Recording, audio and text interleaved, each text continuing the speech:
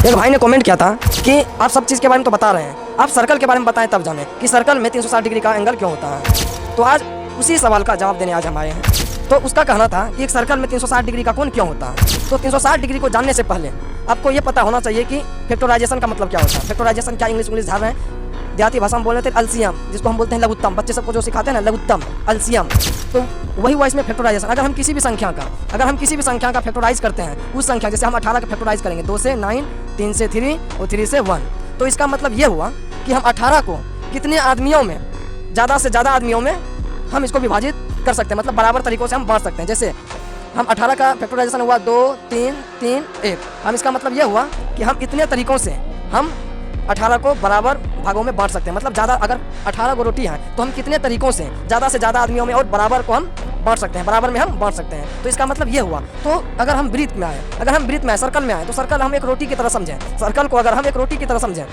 माँ की रोटी, अगर हम सर्कल को एक रोटी की तरह समझें तो हम इसको टुकड़ों में बांटेंगे, जिसको हम बोलते हैं एंगल। ज़्यादा से ज़्यादा कितने टुकड़ों में बांट सकते हैं कि इसको ज़्यादा से ज़्यादा आदमियों में मिले इसका टुकड़ा और बराबर भी मिले, ज़्यादा से ज़्यादा टुकड़ों में मिले और बराबर भी मिले।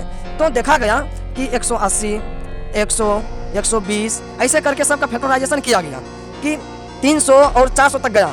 लेकिन बाद में पता चला कि 360 ही ऐसा एक संख्या है जो 1 से लेकर 10 तक, सभी संख्याओं में विभाजित हो जाते हैं। 1 से लेकर 10 तक से सभी संख्याओं से विभाजित हो जाते हैं, केवल 7 को छोड़कर। ऐसा कोई भी संख्या नहीं है जो इतना नंबरों से ये संख्या फैक्टराइजेशन होता हो। फैक्टराइज का मतलब होता है कि हम इसको कितने तरीकों से ज़्यादा आदमियों में बराबर तरीके से बांट सकते हैं। तो वैज्ञानिकों ने लगाया दिमाग कि 360 ही ऐसा एंगल है जिसको हम ज़्यादा से ज़्यादा नंबरों से विभाजित कर सकते हैं, मतलब फैक्टराइज कर सकते हैं। तो इस टुकड़ा को ऐसे करके बांटा गया, तो सबको वापस अगर जोड़ा गया, अगर सबको बराबर अगर हम बांटेंगे तो 360 ही ऐसा एक संख्या मिला, 360 ही एक ऐसा संख्या मिला जिसको हम ज़्यादा से ज़्यादा फैक्टराइज कर सकते हैं, मतलब ज़्यादा से ज़्यादा आदमियों में और बराबर तरीका से इसको हम बांट सकते हैं। इसलिए वैज्ञानिकों ने दिमाग लगाया कि 360 ही इसका कोण का मान रख दें, क्योंकि ये ज़्यादा से ज़्यादा संख्याओं में फैक्टराइज हो जाता है, तो हम इसको ज़्यादा से ज़्यादा आदमियों में बांट सकते हैं। तो इसलिए जो है वृत्त में जो है 360 डिग्री का एंगल होता है। और कोई ऐसा संख्या नहीं है जो 1 से लेकर 10 तक, मतलब ज़्यादा से ज़्यादा नंबरों से फैक्टराइज होता हो।